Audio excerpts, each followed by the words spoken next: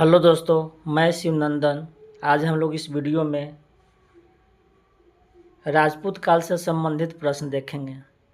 पहला प्रश्न है,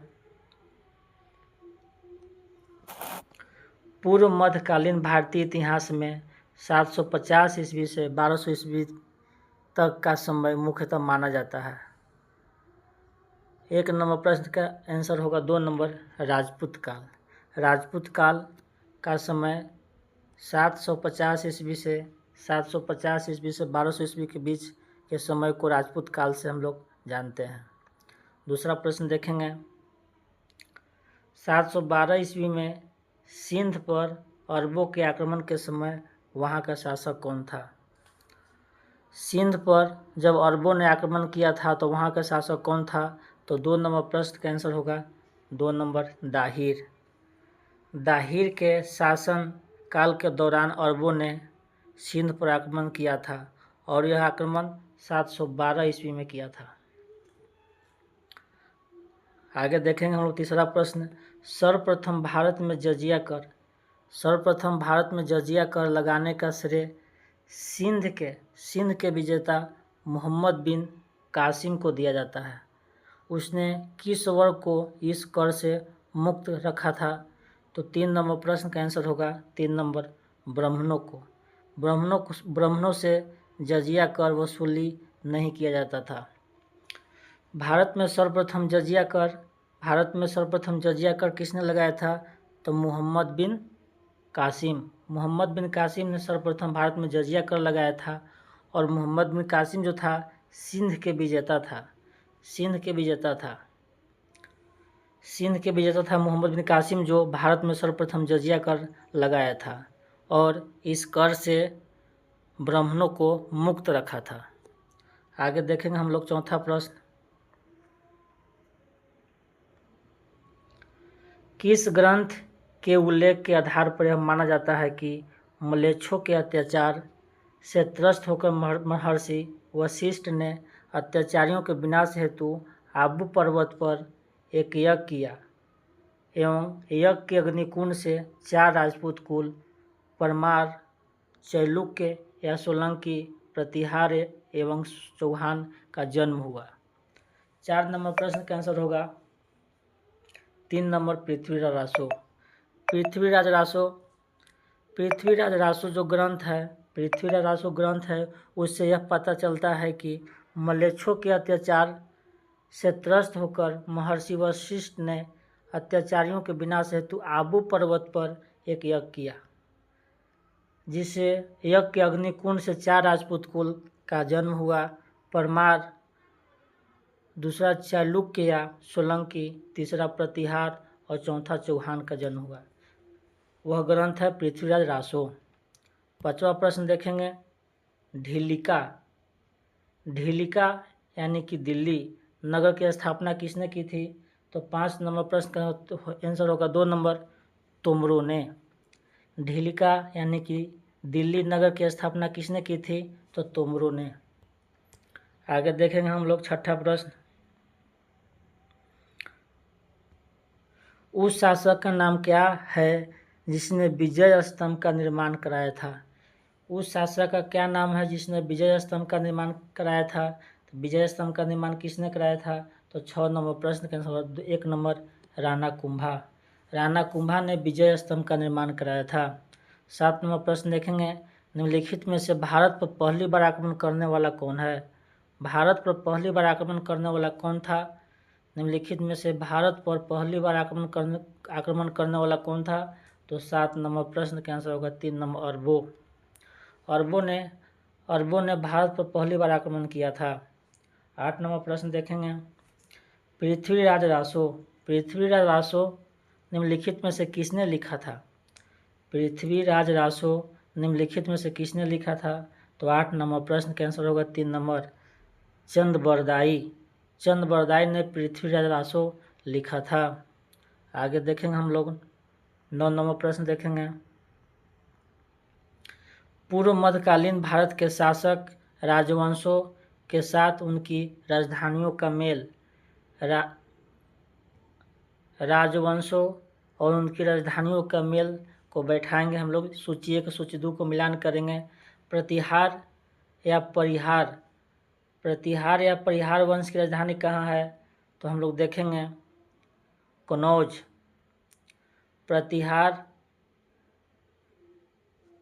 प्रतिहार या परिहार वंश की राजधानी कहाँ है? तो कनौज। चंदेल वंश की राजधानी कहाँ है? तो खजुराहो। चंदेल वंश की राजधानी कहाँ है? तो खजुराहो। परमार या पवार वंश की राजधानी कहाँ है? तो धार। और चालुक्य या सोलंकी वंश की राजधानी कहाँ है? तो अनहिलवाड़ा। 4 के 4 नंबर। ए का 1, बी का 2, सी का 3 और डी का 4। 9 नंबर प्रश्न का आंसर होगा 3 नंबर। अगला प्रश्न देखेंगे हम लोग। 10 नंबर प्रश्न देखेंगे। 1100 ईस्वी में निर्मित मंदिर जो भुवनेश्वर के अन्य मंदिरों पर प्रधानता रखता है। भुवनेश्वर के अन्य मंदिरों पर प्रधानता रखता है, यानी कि भुवनेश्वर के जितने भी मंदिर है उससे विशेष उसका महत्व है, जो 1100 ईस्वी में निर्मित हुआ है।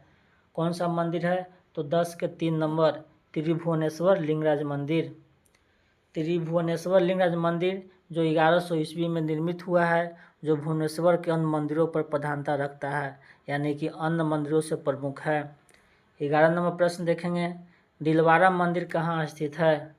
दिलवारा मंदिर कहाँ स्थित है? तो 11 नंबर प्रश्न देखेंगे।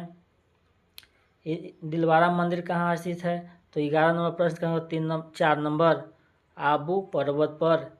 दिलवारा मंदिर कहाँ स्थित है? तो आबू पर्वत पर। 11 नंबर प्रश्न का आंसर होगा 4 नंबर।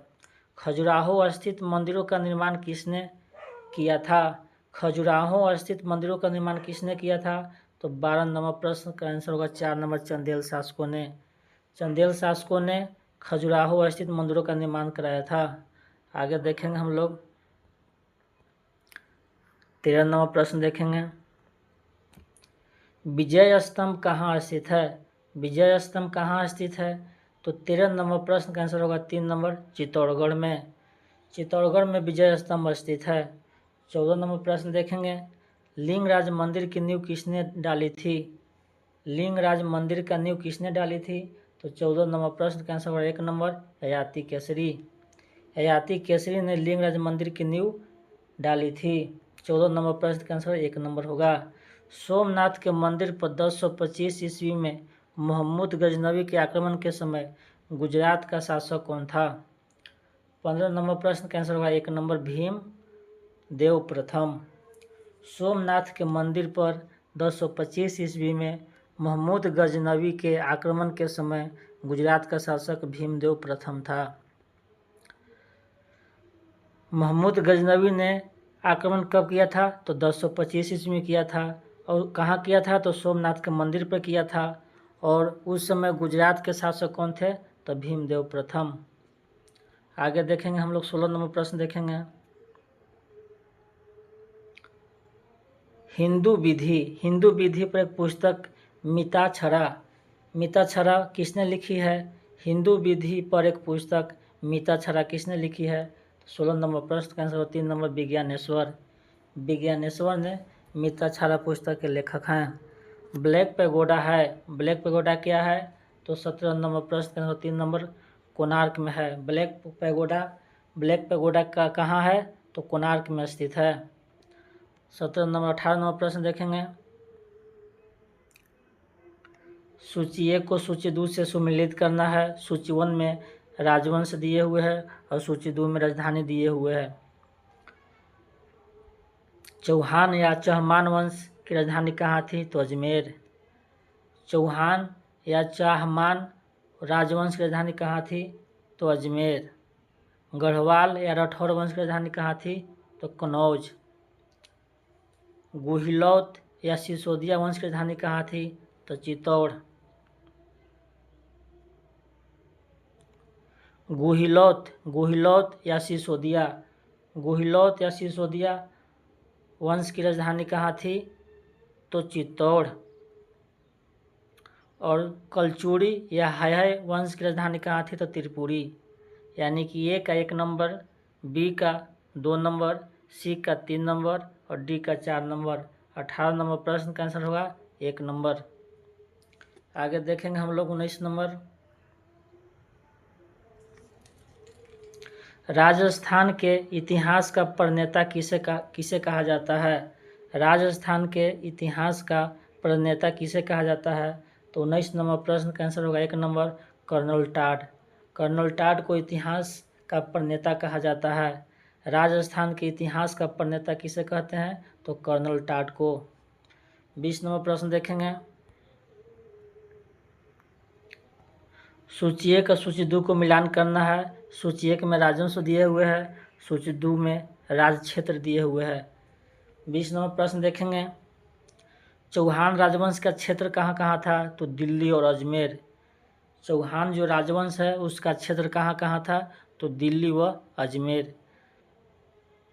प्रतिहार राजवंश का क्षेत्र कहाँ था? तो कनौज। परमार राजवंश का क्षेत्र कहाँ था? तो मालवा। और चालुक्य या सोलंकी राजवंश का क्षेत्र कहाँ था? तो कठियावाड़। 20 नंबर प्रश्न का आंसर होगा 1 नंबर। अगला प्रश्न देखेंगे हम लोग। 21 नंबर प्रश्न देखेंगे। सूची 1 सूची 2 को सम्मिलित करना है। सूची 1 में राजवंश दिए हुए हैं, सूची 2 में राज क्षेत्र दिए हुए हैं। चंदेल राजवंश का क्षेत्र कहाँ था? चंदेल का कहाँ था? तो चंदेल का था जेजाक भुक्ति यानी बुंदेलखंड। चंदेल राजवंश का क्षेत्र था जेजाक भुक्ति या बुंदेलखंड। कलचुरी का कहाँ था? कलचुरी का राज क्षेत्र कहाँ था? तो चेदी।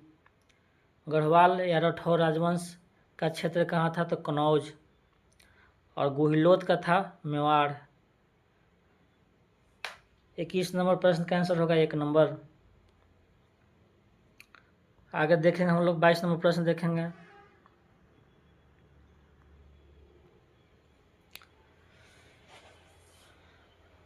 सूची 1 में दिए हुए राजवंश और सूची 2 में दिए हुए संस्थापक। चौहान वंश का संस्थापक कौन है? चौहान वंश का संस्थापक कौन है? चौहान वंश का संस्थापक वासुदेव। चौहान वंश का संस्थापक कौन है? तो वासुदेव। चौहान वंश का संस्थापक कौन है? तो वासुदेव। और परमार वंश का संस्थापक कौन है? परमार वंश का संस्थापक कौन है? सियक द्वितीय श्रीहर्ष। चालुक्य या सोलंकी वंश का संस्थापक कौन है? तो मुल्क राजानंद। चंदेल वंश का संस्थापक कौन है? तो नन्नुक चंदेल। 22 नंबर प्रश्न का आंसर होगा 2 नंबर। आगे देखेंगे हम लोग 23 नंबर प्रश्न देखेंगे।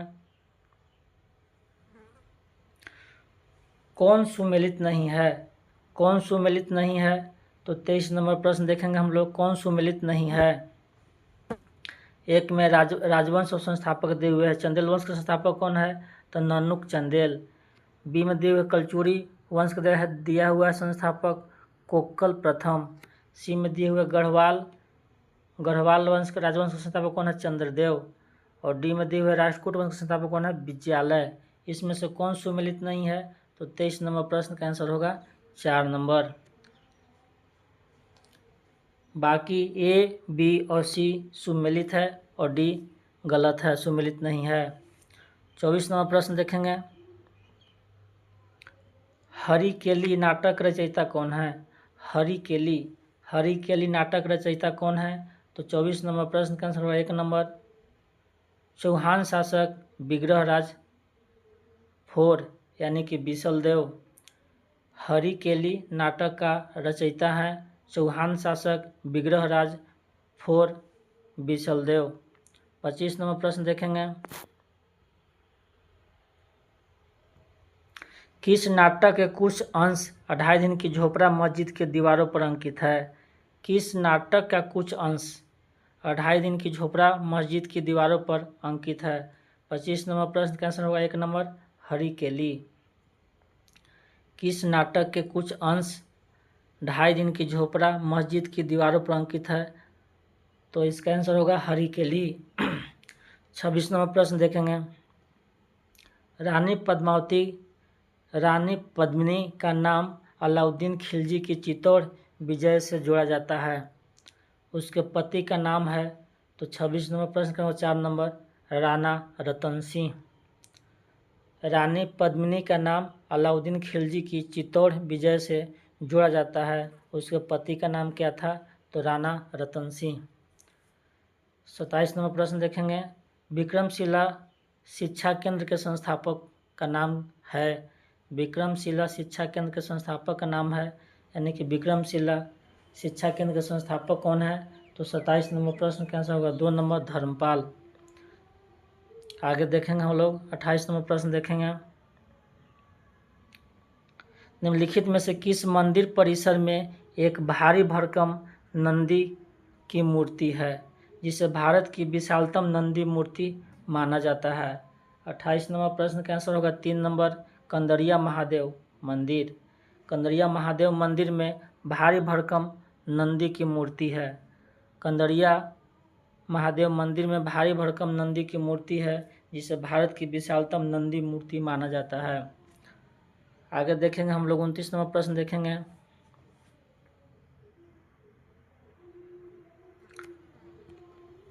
निम्नलिखित में से किसे एक नए सनवत चलाने का यश प्राप्त है, यानी कि किसने एक नया सनवत चलाए थे? 29 नंबर प्रश्न का आंसर 4 नंबर लक्ष्मण सेन। लक्ष्मण सेन ने एक नए सनवत चलाए थे। 30 नंबर प्रश्न देखेंगे, गीत गोविंद के रचनाकार जयदेव किसकी सभा को अलंकृत करते थे, यानी कि जयदेव किस राजा के सभा में रहते थे, दरबार में रहते थे? तो 30 नंबर प्रश्न का आंसर होगा 4 नंबर लक्ष्मण सेन। गीत गोविंद के लेखक कौन है? तो जयदेव। गीत गोविंद के लेखक कौन है? तो जयदेव। जयदेव गीत गोविंद के लेखक कौन है? तो जयदेव। जयदेव किसके सभा में रहते थे? तो लक्ष्मण सेन के दरबार में रहते थे। 31 नंबर प्रश्न देखेंगे, किसने सोमपुर महाविहार का निर्माण कराया था? किसने सोमपुर महाविहार का निर्माण करवाया था? तो 31 नंबर प्रश्न का आंसर होगा 3 नंबर धर्मपाल ने। किसने सोमपुर महाविहार का निर्माण करवाया था? तो धर्मपाल ने। 32 नंबर प्रश्न देखेंगे, भुवनेश्वर तथा पुरी के मंदिर किस शैली से निर्मित है? भुवनेश्वर तथा पुरी के मंदिर किस शैली से निर्मित है? तो 32 नंबर प्रश्न का आंसर होगा 1 नंबर नागर शैली। 33 नंबर प्रश्न देखेंगे, राजवंश जो कनौज पर आधिपत्य स्थापित करने में त्रिकोणीय संघर्ष में उलझे हुए थे।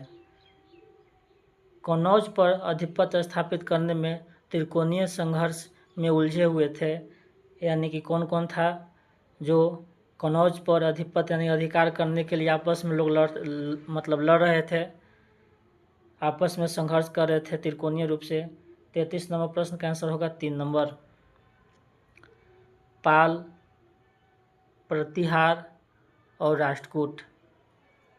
ये तीनों आपस में लोग संघर्ष कर रहे थे कनौज पर अधिकार करने के लिए। 34 नंबर प्रश्न देखेंगे, भारत में प्रथम आक्रमणकारी कौन था? तो 34 नंबर प्रश्न का आंसर होगा 3 नंबर मोहम्मद बिन कासिम। भारत पर सबसे प्रथम आक्रमणकारी कौन था? तो मोहम्मद बिन कासिम। 34 नंबर प्रश्न का आंसर 3 नंबर होगा। आगे देखेंगे हम लोग, जगन्नाथ मंदिर किस राज्य में स्थित है? जगन्नाथ मंदिर किस राज्य में स्थित है? तो 35 नंबर प्रश्न का आंसर होगा 3 नंबर उड़ीसा में। पुरी में स्थित कोणार्क मंदिर के विशाल सूर्य देव के मंदिर के निर्माता थे। पुरी में स्थित कोणार्क के विशाल सूर्य देव मंदिर के निर्माता कौन थे? तो 36 नंबर प्रश्न का आंसर होगा 1 नंबर नरसिंह प्रथम। कोणार्क मंदिर, पुरी में स्थित कोणार्क के विशाल सूर्य देव मंदिर का निर्माता कौन थे? तो नरसिंह प्रथम। अजयपाल संस्थापक थे। तो 37 नंबर प्रश्न का आंसर होगा 3 नंबर अजमेर के संस्थापक हैं अजयपाल। अजमेर के संस्थापक कौन है? तो अजयपाल। आगे देखेंगे हम लोग 38 नंबर प्रश्न देखेंगे, निम्नलिखित में से कौन कविराज के नाम से विख्यात था? निम्नलिखित में से कौन कविराज के नाम से विख्यात था? तो 38 नंबर प्रश्न का आंसर होगा 1 नंबर भोज परमार। निम्नलिखित में से कौन कविराज के नाम से विख्यात था? तो भोज परमार। 38 नंबर प्रश्न का आंसर होगा 1 नंबर। 39 नंबर प्रश्न देखेंगे, भोज परमार द्वारा रचित पुस्तकें हैं। भोज परमार के द्वारा रचित पुस्तकें हैं। 39 नंबर प्रश्न का आंसर होगा 3 नंबर।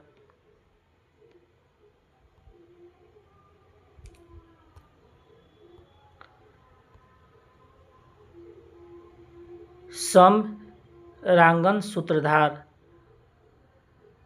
सरस्वती कंठाभरण, योग सूत्रवृत्ति और आयुर्वेद सर्वस्व। यानी कि 39 नंबर प्रश्न का आंसर होगा 3 नंबर। 1, 2, 3 और 4।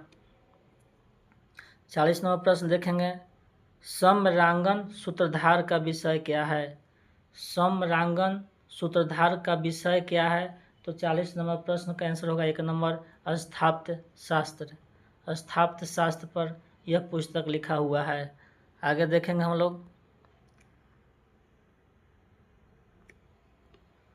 उसकी मृत्यु से धारा नगरी, विद्या और विद्वान तीनों ही निराश्रित हो गए।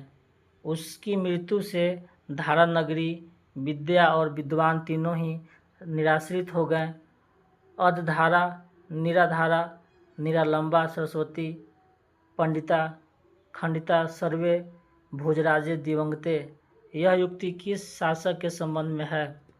41 नंबर प्रश्न का आंसर होगा 1 नंबर भोज परमार।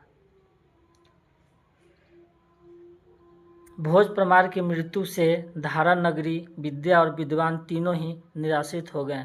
यह भोज परमार के संबंध में कहा गया है। 42 नंबर प्रश्न देखेंगे, किस शासक के राजदरबार में जैन आचार्य हेमचंद्र को संरक्षण मिला था? किस शासक के राजदरबार में जैन आचार्य हेमचंद्र को संरक्षण मिला था? तो 42 नंबर प्रश्न का आंसर होगा 3 नंबर जयसिंह, सिद्धराज और कुमारपाल। 43 नंबर प्रश्न देखेंगे, वह प्रथम भारतीय शासक कौन है जिससे तुर्क आक्रामकता मोहम्मद गोरी का सामना हुआ, जिसने मोहम्मद गोरी को परास्त किया? तो मोहम्मद गोरी को परास्त कर दिया भीम द्वितीय। भीम द्वितीय जो प्रथम भारतीय शासक थे, जो मोहम्मद गोरी के साथ सामना हुआ और जिसने मोहम्मद गोरी को हरा दिए थे। भीम द्वितीय जो है मोहम्मद गोरी को हरा दिए थे, और मोहम्मद गोरी कहाँ के था? तो तुर्क के था। 44 नंबर प्रश्न देखेंगे, किस शासक ने कलिंजर के अजेय दुर्ग का निर्माण करवाया था?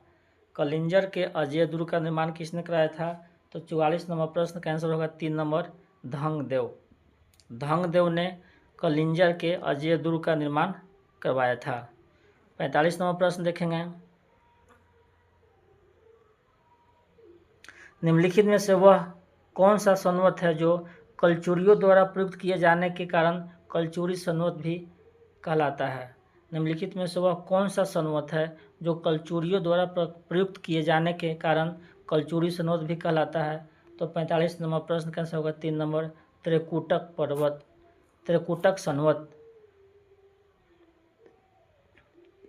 निम्नलिखित में से वह कौन सा संवत है जो कलचुरियों द्वारा प्रयुक्त किए जाने के कारण कलचुरी संवत कहलाता है? तो 45 नंबर प्रश्न का आंसर होगा त्रिकुटक संवत। 46 नंबर प्रश्न देखेंगे, किसके राज्यकाल में लक्ष्मीधर ने कल्पद्रुम या कृत्यकल्पतरु नामक विधि ग्रंथ की रचना की थी? किसके राज्यकाल में लक्ष्मीधर ने कल्पद्रुम या कृत्यकल्पतरु नामक विधि ग्रंथ की रचना की थी? तो 46 नंबर प्रश्न का आंसर 2 नंबर गोविंद चंद्र। 47 नंबर प्रश्न देखेंगे,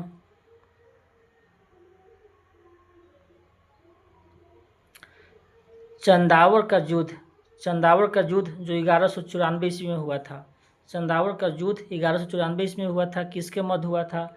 तो 47 नंबर प्रश्न का आंसर होगा 3 नंबर जयचंद। जयचंद एवं मोहम्मद गौरी के बीच हुआ था। जयचंद एवं मोहम्मद गौरी के बीच चंदावड़ का युद्ध 1194 ईस्वी में हुआ था। 48 नंबर प्रश्न देखेंगे, नैषेध चरित व खंडन खंड खाद के रचयिता श्री हर्ष किस शासक के राजकीय कवि थे? नैषेध चरित व खंडन खंड खाद के रचयिता श्री हर्ष किस शासक के राजकवि थे? तो 48 नंबर प्रश्न का आंसर होगा 4 नंबर जयचंद। 49 नंबर प्रश्न देखेंगे, निम्नलिखित शहरों में से किसमें लिंगराज मंदिर अवस्थित है? किसमें लिंगराज मंदिर अवस्थित है? तो 49 नंबर प्रश्न का आंसर होगा 1 नंबर भुवनेश्वर। 50 नंबर प्रश्न देखेंगे, सूची 1 और सूची 2 को मिलान करना है। ग्रंथकार यानी कौन ग्रंथ लिखे हैं और ग्रंथ का नाम है कलहन। कलहन के द्वारा लिखा गया ग्रंथ कौन सा है? कलहन के द्वारा लिखा गया ग्रंथ कौन सा है? तो राजतरंगिणी। राजतरंगिणी जो है कलहन के द्वारा लिखा गया है। बिल्हन के द्वारा क्या लिखा गया है? तो विक्रमांक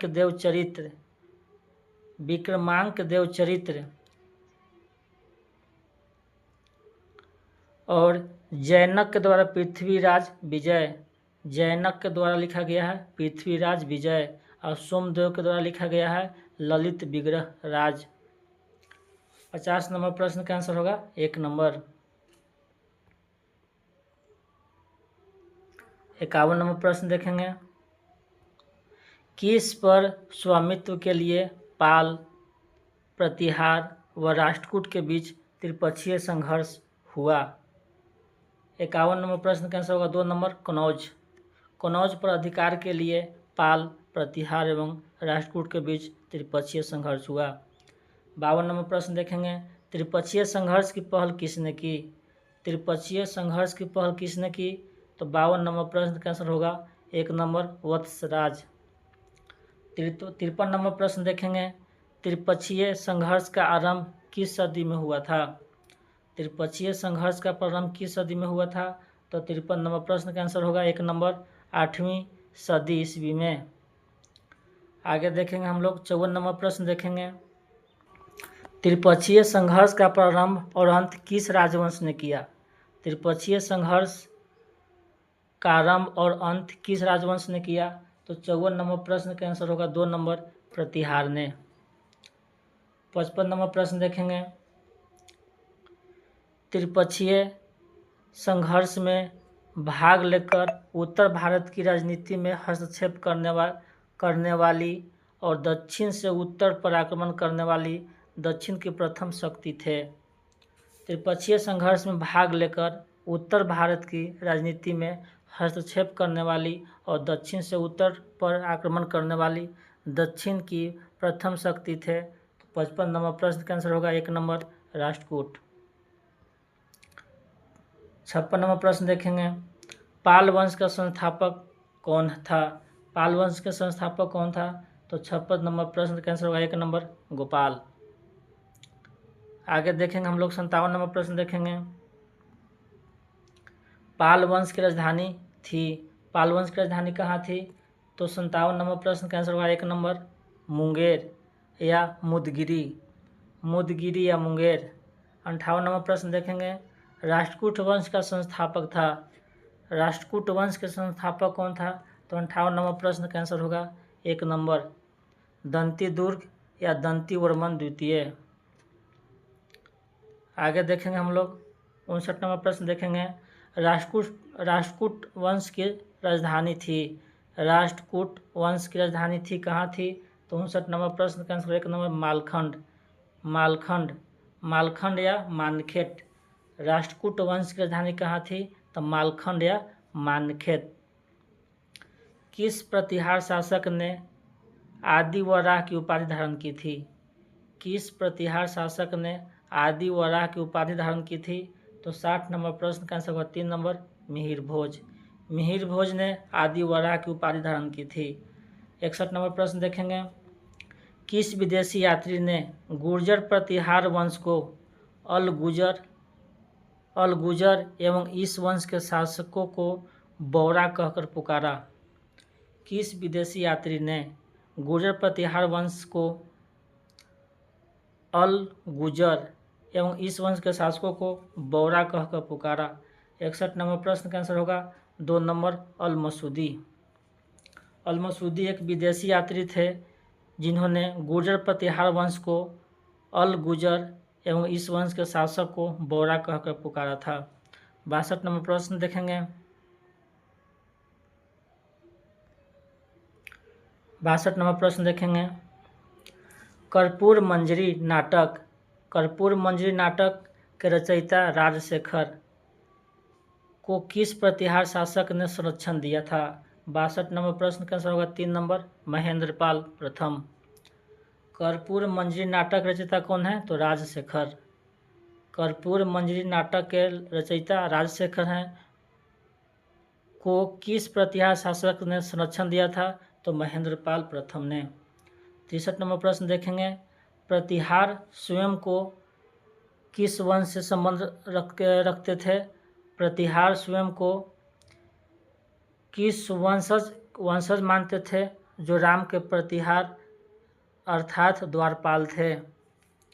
63 नंबर प्रश्न का आंसर होगा 3 नंबर लक्ष्मण। प्रतिहार स्वयं को लक्ष्मण का वंशज मानते थे। प्रतिहार स्वयं को लक्ष्मण का वंशज मानते थे जो राम के प्रतिहार अर्थात द्वारपाल थे। 64 नंबर प्रश्न देखेंगे। 750 ईस्वी में बंगाल के पाल वंश की स्थापना करने वाले गोपाल ऐसे शासक थे जिन्होंने सामंती सरदारों ने चुना था। 750 ईस्वी में बंगाल के पाल वंश की स्थापना करने वाले गोपाल ऐसे शासक थे जिन्हें सामंती सरदारों ने चुना था। यानी कि पाल वंश की स्थापना 750 ईस्वी में, पाल वंश की स्थापना 750 ईस्वी में गोपाल ने की थी, जिसको सामंती सरदारों ने चुना था। आगे देखेंगे हम लोग 65 नंबर प्रश्न देखेंगे। किस पाल शासक को गुजराती कवि सोढल ने उत्तरापथ स्वामिन कहा?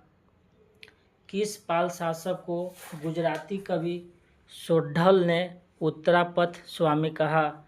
65 नंबर प्रश्न का आंसर होगा 1 नंबर धर्मपाल। 66 नंबर प्रश्न देखेंगे। 9वीं सदी में भारत आए अरब यात्री सुलेमान ने किस साम्राज्य को रूहमा कहकर संबोधित किया था? तो 66 नंबर प्रश्न का आंसर होगा 1 नंबर पाल साम्राज्य को रूहमा कहकर संबोधित किया था सुलेमान ने। सुलेमान जो थे अरबी यात्री थे जो पाल साम्राज्य को रूहमा कहकर संबोधित किया था। 67 नंबर प्रश्न देखेंगे। हिंदू विधि की एक प्रसिद्ध पुस्तक दाय भाग के रचयिता हैं। दाय भाग के रचयिता कौन है? तो 67 नंबर प्रश्न का आंसर होगा 3 नंबर जिमूत वाहन। दाय भाग के रचयिता कौन है? तो जिमूत वाहन। 68 नंबर प्रश्न देखेंगे। रामचरित के रचना किसने की थी? रामचरित्र के रचना किसने की? 68 नंबर प्रश्न का आंसर होगा 4 नंबर संध्याकर नंदी। रामचरित के रचना किसने की? तो संध्याकर नंदी। 69 नंबर प्रश्न देखेंगे। पाल वंश के पतन के बाद बंगाल का राजनीतिक नेतृत्व प्रदान किया। पाल वंश के पतन के बाद बंगाल का राजनीतिक नेतृत्व प्रदान किया। 69 नंबर प्रश्न का आंसर होगा 1 नंबर सेन वंश। पाल वंश के पतन के बाद बंगाल का राजनीतिक नेतृत्व किसने किया था? तो सेन वंश ने किया था। सेन वंश का संस्थापक कौन था? तो सामंत सेन। आगे देखेंगे हम लोग 71 नंबर प्रश्न देखेंगे। किसने कुलीन प्रथा यानी कुलीनतावाद आरंभ किया था? किसने कुलीन प्रथा या कुलीनतावाद का आरंभ किया था? तो 71 नंबर प्रश्न का आंसर होगा 1 नंबर बलाल सेन। बलाल सेन।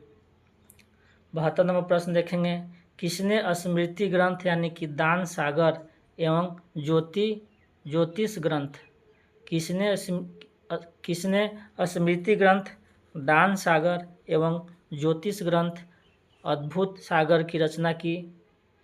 72 नंबर प्रश्न का आंसर होगा 3 नंबर, बलाल सेन। बलाल सेन दान सागर, ज्योतिष ग्रंथ और अद्भुत सागर की रचना किए थे तो बलाल सेन ने। 73 नंबर प्रश्न देखेंगे, कश्मीर पर लगभग 50 वर्षों तक शासन करने वाली रानी दिद्दा मूल रूप से किस वंश की राजकुमारी थी? 73 नंबर प्रश्न का आंसर होगा 3 नंबर, लोहार वंश से। कश्मीर पर लगभग 50 वर्षों तक शासन करने वाली रानी थी दिद्दा मूल रूप से किस वंश की राजकुमारी थी? तो लोहार वंश से। 73 नंबर प्रश्न का आंसर 3 नंबर होगा। आगे देखेंगे हम लोग 74 नंबर प्रश्न देखेंगे, कायस्थों का एक जाति के रूप में प्रथम उल्लेख कहाँ मिलता है? कायस्थों का एक जाति के रूप में प्रथम उल्लेख कहाँ मिलता है? तो 74 नंबर प्रश्न का आंसर होगा ओशनम स्मृति। ओशनम स्मृति में कायस्थों नाम से एक जाति का उल्लेख मिलता है। 75 नंबर प्रश्न देखेंगे, सूची 1 में दी गई मंदिर निर्माण शैली को सूची 2 में दिए गए उसके प्रसार क्षेत्र से सम्मिलित कीजिए। नागर शैली उत्तरी भारत में हिमालय से विंध्य तक। नागर शैली का जो क्षेत्र था उत्तरी भारत में हिमालय से विंध्य तक। बेसर शैली जो था विंध्य से कृष्णा तक। द्रविड़ शैली था जो कृष्णा के दक्षिण में कन्याकुमारी तक था। तो 75 नंबर प्रश्न का आंसर होगा 1 नंबर। 76 नंबर प्रश्न देखेंगे, हिंदुओं में यह दृढ़ विश्वास है कि अन्य कोई देश उनके देश जैसा श्रेष्ठ नहीं है। कोई राजा उसके राजा के समान नहीं है, उनके शास्त्रों के समान कोई शास्त्र नहीं है। यह युक्ति किसकी है? तो 76 नंबर प्रश्न का आंसर होगा 4 नंबर, अल-बिरूनी। हिंदुओं में यह दृढ़ विश्वास है कि अन्य कोई देश उनके देश जैसा श्रेष्ठ नहीं है, कोई राजा उसके राजा के समान नहीं है, उनके शास्त्रों के समान कोई शास्त्र नहीं है। यह किसने कहा था? तो अल-बिरूनी ने। आगे देखेंगे हम लोग 77 नंबर प्रश्न देखेंगे, सूची 1 में मंदिर दिए हुए हैं और सूची 2 में निर्माता दिए हुए हैं। लिंगराज मंदिर जो भुवनेश्वर में है के निर्माण किसने किया था?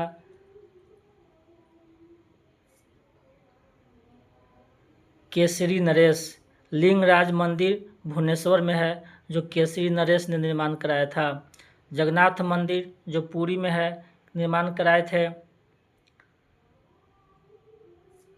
अनंत वर्मा चोडगंग यानी कि पूर्वी गंग नरेश। सूर्य मंदिर जो कोणार्क में स्थित है नरसिंह देव यानी कि पूर्वी गंग नरेश। 77 नंबर प्रश्न का आंसर होगा 1 नंबर। ए का 1, बी का 2 और सी का 3। आगे देखेंगे हम लोग 78 नंबर प्रश्न देखेंगे, गुर्जर प्रतिहार के उज्जैनी शाखा के संस्थापक कौन हैं?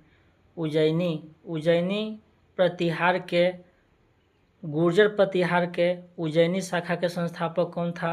तो 78 नंबर प्रश्न का आंसर होगा 2 नंबर, नागभट्ट प्रथम। गुर्जर प्रतिहार के उज्जैनी शाखा का संस्थापक कौन था? तो नागभट्ट प्रथम।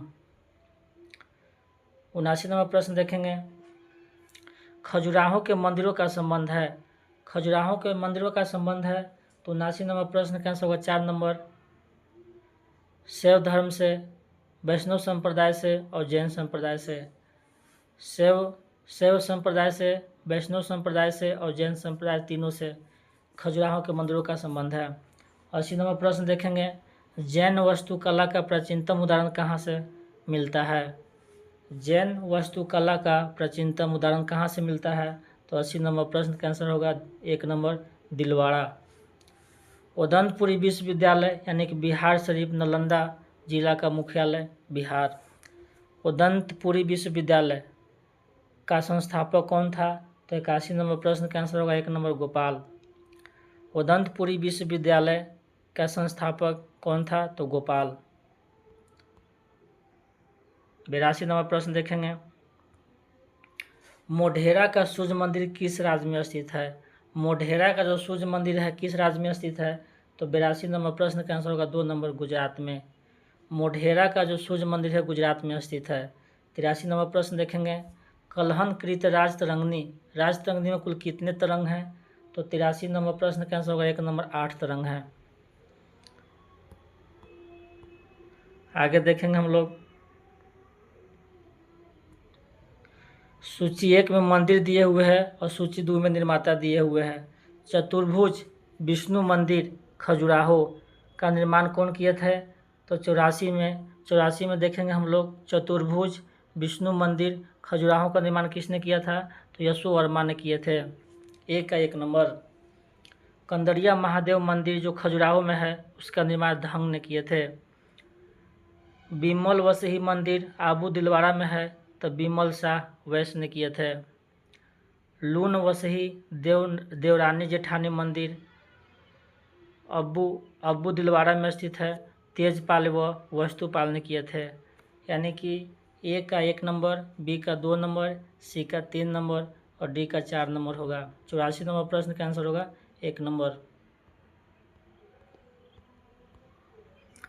85 नंबर प्रश्न देखेंगे,